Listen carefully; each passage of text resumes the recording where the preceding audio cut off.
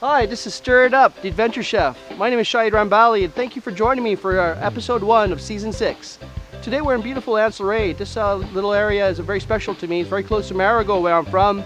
Not only is Anse La Raye known for its beautiful beaches and its bay and its quaint fishing village, it's actually right next to one of the largest rainforests in St. Lucia and a beautiful waterfall. So we're going to go explore this waterfall, and I'll be cooking a St. Lucia bouillon. It's a local soup where I'm going to be using ground provisions, plantains, lots of my local herbs and spices, and we're going to be cooking it right by the river. So join me, I'm Shahid Rambali, the Adventure Chef.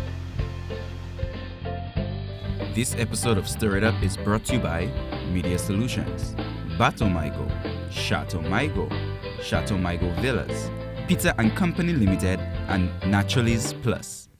Last season we took a trip to Anse La Raye for Journée Creole. We're headed back there today.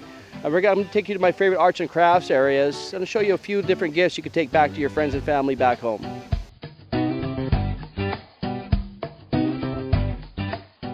Anse La Raye is a small fishing village located mid-coast on the Caribbean side of St. Lucia.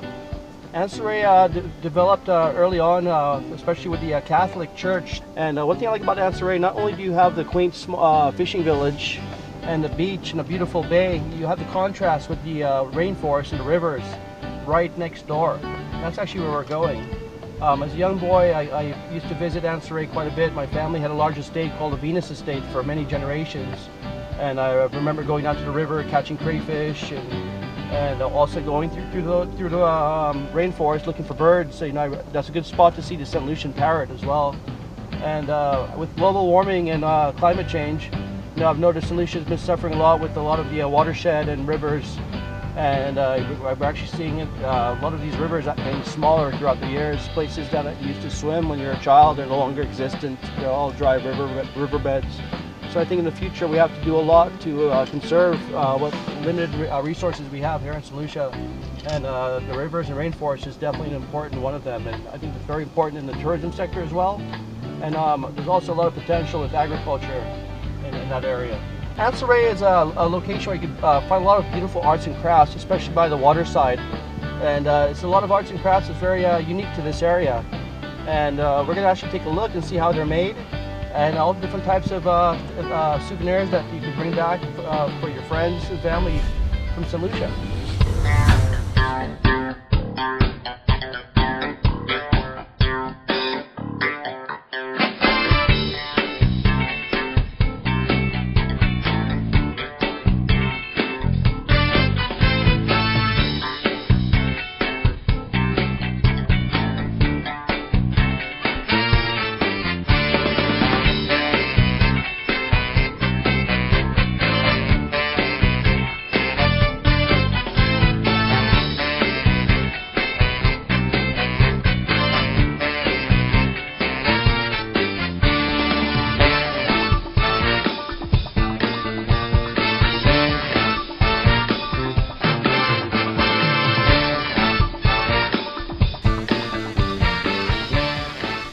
St. Lucia has a lot of different types of souvenirs you could take home.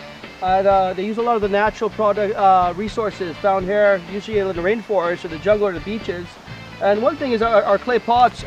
Quite often I cook on the coal pot, but this is actually a clay pot here that has a lid that you could use to do a lot of soups. And it's a very effective method of cooking. It regulates the heat very well, and the older they get, the better they seem to work. And another thing too is a lot of the coconut husk. You can find coconut trees all over the place. The dry coconuts can be used in arts and crafts. Another great example is the hut behind me. This is a locally handmade hut made out of bamboo. This is very typical structure you'd find in a lot of the local Creole areas of the island, especially when there's celebrations like Journée Creole. But it's actually a very special art to make these little huts, and a lot of them are waterproof. When it's raining, you can actually go there and take shelter. So there's actually so many things here in St. Lucia that's very typical of the arts and crafts that we produce. And especially a great thing to take home is a lot of things that's actually made from a little piece of St. Lucia. So join me, we'll be setting up very shortly here at the river, and we're going to be using our coal pot as well, and I'm going to show you a couple of the other local ingredients I'm going to be using.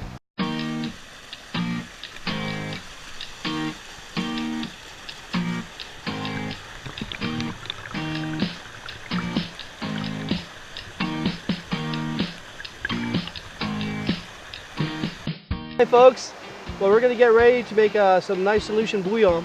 There's a couple of key ingredients I wanted to show you before we get started that I like to use in a lot of my cooking. You know, I use a lot of the local seasoning peppers. I can't put enough emphasis on the unique flavor that these have.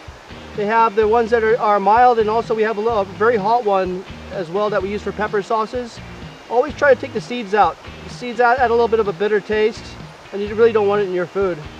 And the other thing I like to use quite a bit is a lot of local herbs and seasoning. This is a little bit of thyme, and we're going to be getting a little bit of basil, have a little bit of parsley. Another thing that really brings the flavor for the bouillon, of course, you have the salted pork. We're going to prepare the salted pork, get it ready for the bouillon. But we have some things that are you mostly find in this part of the Caribbean. These are ground provisions.